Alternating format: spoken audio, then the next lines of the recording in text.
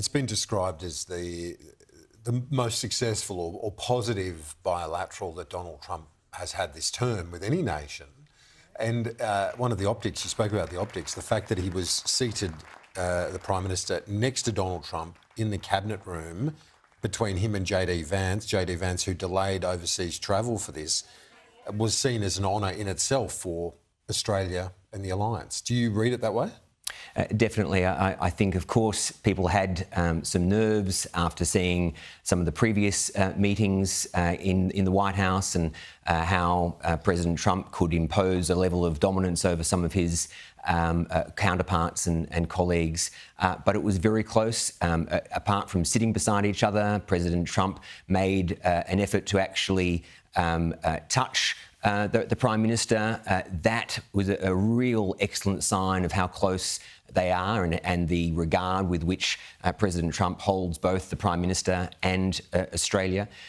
So the whole meeting, other than a bit of spice and colour around the question relating to the ambassador, the whole meeting couldn't have been any more positive. I'll ask you about that in a moment, the ambassador role, but in terms of, so you've got the certain levels, aren't there, in a bilateral relationship? You've got the rapport, the leadership level, you've got the sympathy between the two nations, the fact that we've fought together for 100 years, but then there's the transactional as well, and the fact that Donald Trump knows the geography. Yeah. He knows the geography. He knows that this is a massive continent, our continent, with many vast minerals as well. Yeah. So there's the strategic question, there's the transactional trade question as well. Yeah, there's no doubt. And I think with President Trump, when we knew this from his first term, of course, it is great to have the rhetoric of Australia having been the only country to have fought side by side with the US in every major war in the last 100 years. That's great. But for President Trump, it's right, what are we doing right now and what are we doing into the future? And Australia has consistently shown that we don't just have the rhetoric of what we've done in the past, that we're always thinking, how do we protect our own interests? How do we work with the bilateral relationship and other relationships with the US, like the Quad, like AUKUS, to ensure that we are really advancing regional security? And so the President was clearly able to see, right, AUKUS is absolutely in US interests.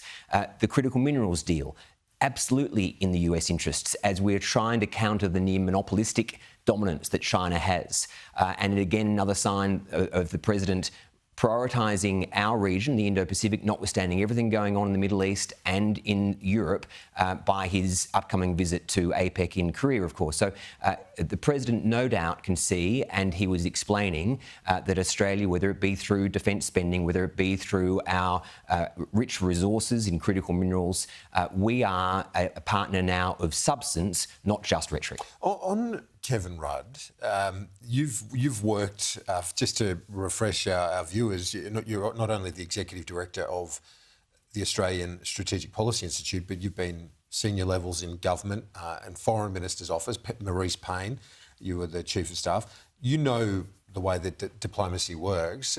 What's your assessment of the Rudd position and his role in all of that and where it stands now? I think Ambassador Rudd has done an excellent job. I travelled to the US earlier in the year. I saw firsthand how tireless his work ethic is. He has spent the entire year advocating for why AUKUS is not just in Australia's interests, but why AUKUS is in the US interests. He has led the way with the critical minerals deal over many months. So he had led his team in Washington, DC, led the Australian mission, I think, very well. I think calls for him to be recalled, Kieran, are excessive. Was there spice and colour in the meeting because of it? Yes. But really, what we saw was President Trump having a bit of a joke, imposing his dominance and then moving on. We've seen previously, Kieran, as well, where President Trump is upset, he will end meetings or he will ask people to leave the White House.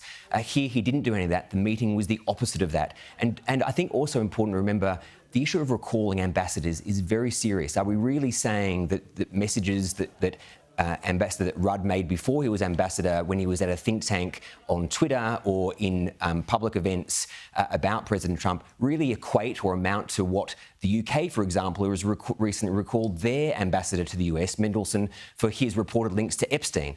There can't be an equivalence there. So what we saw was a bit of spice, but really that's how Trump does business, and we need to work with that. And I think he really does value outcomes, and the outcomes with Australia yesterday were very, very good. And my sources tell me that it was President Trump who actually sought to bring it back up as everyone was leaving the room, that he said, he seems like a nice guy, all's forgiven.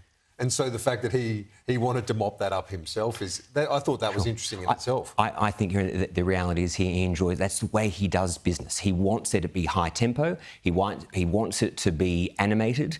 And it's whether he was getting stuck into journalists, he was getting stuck into a poor cameraman who hit a mirror.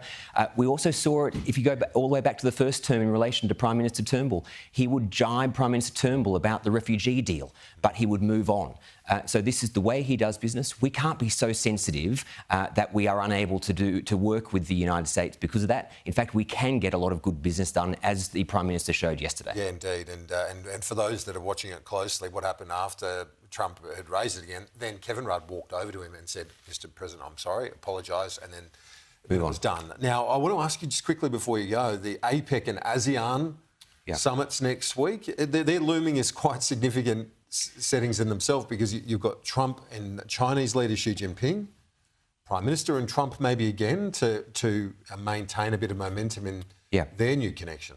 I think it comes at a very important time. It comes at a tense time, particularly between US and China and the world. We don't know whether the meeting between President Trump and President Xi will happen. It's on again, off again.